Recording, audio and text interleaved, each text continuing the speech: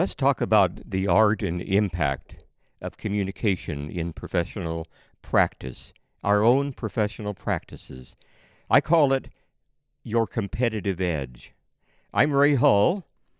I'm professor, Department of Communication Sciences and Disorders in the College of Health Professions at Wichita State University.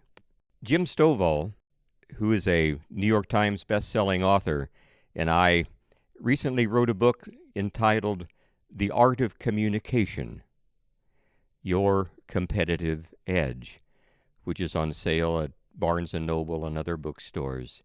But we talk about communication.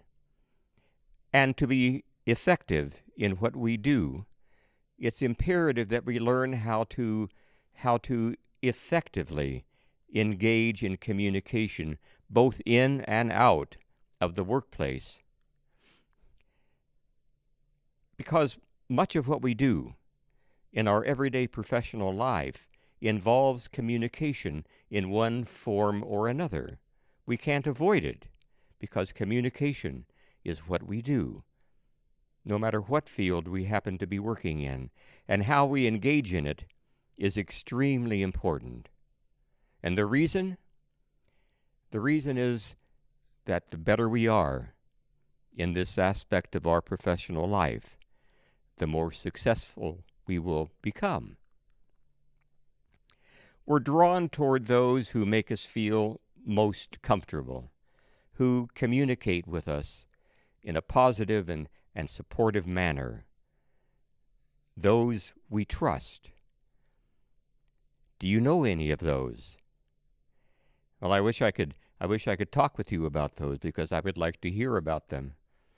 But in the end, it's what separates those who are successful in their life and in their work from those who are less successful. It signifies who we are or who we would like to be. Communication is an art.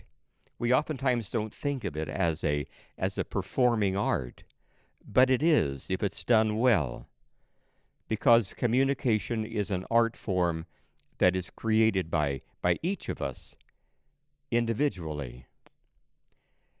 And as a form of art, communication is our identity. Like any other art form, it is who we are in the mind of those we serve. But whether we want to or not, we happen to live in a world of people who do not communicate well.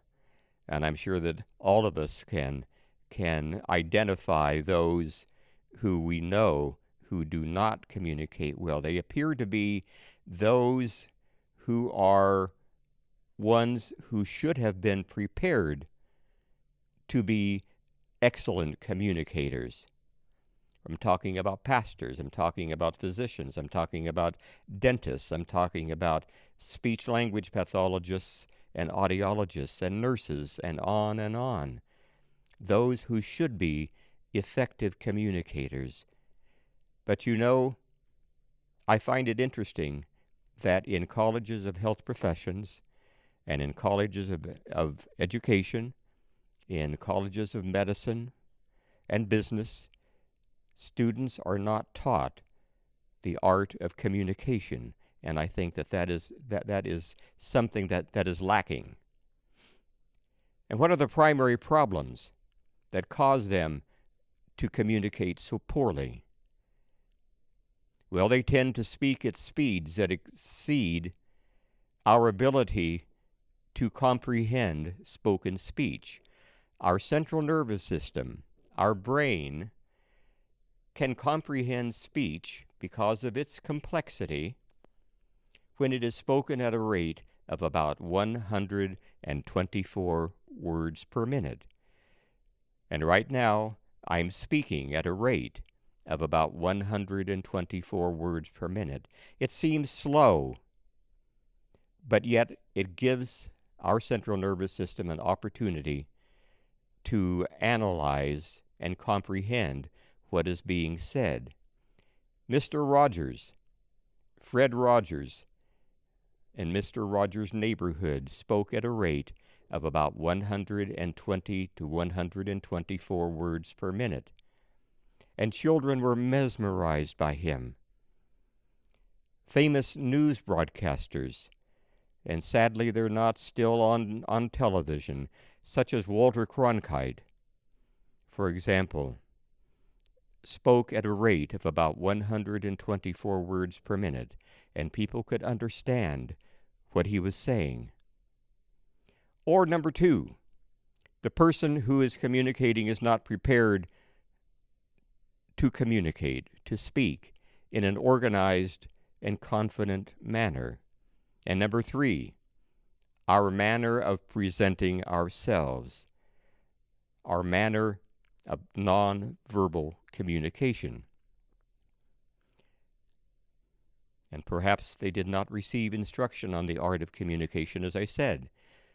Schools and colleges of business and medicine and health professions and education, students are not taught how to communicate.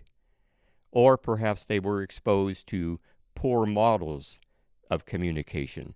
They learned from those who did not speak well.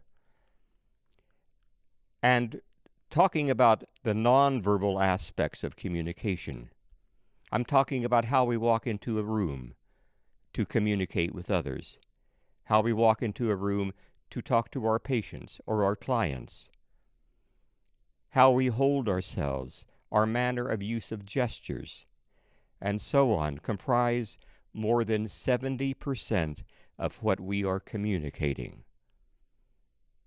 That's a huge amount, because only about 30% of communication comprises the words that we are uttering when we're talking with people.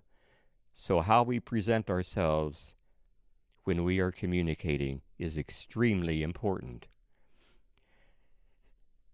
So we must be conscious of the impact of the nonverbal elements of communication. Those involve our eyes. Our eyes too often give us away.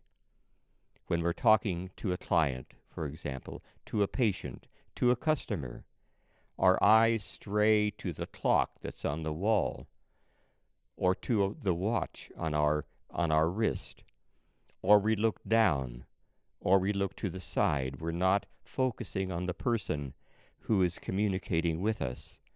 Our use of hands. I can give an entire presentation on the use of our hands in communication.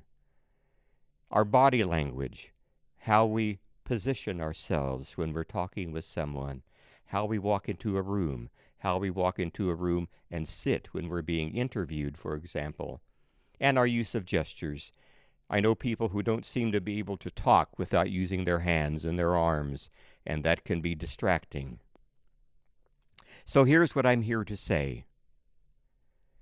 Those who communicate well are at a competitive advantage in their professional and personal lives.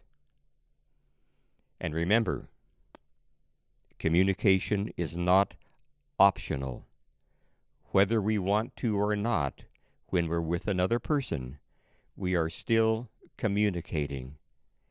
If we're giving someone the silent treatment because we're not happy with them, even though we're not using words, we're still communicating. So whether we intend to or not, we're still communicating if we're in the same room with another person. And communication is irreversible. We can't take back what we just said. About all we can do is say, I'm sorry, I didn't mean to say what I said, and continue to apologize. But it is still irreversible. We can try to make what we said better, but that's difficult to do sometimes. And communication is full of endless complexity, because no form of communication is simple. And that's because of the personalities that are involved when we're communicating with others. The situation that initiated the communication, whether it's a comfortable situation or not. The environment in which communication is taking place. We don't talk about critically important issues in a crowded restaurant that is full of noise, for example. And the timing of the events leading to the communication. And that means, for example, not calling a staff meeting at 5 o'clock on Friday afternoon, because people are not going to be happy about being there. So let's talk about the process of interpersonal communication. Let's talk about what we do, or what we perhaps should do, in meetings, interviews, and interactions with colleagues and patients,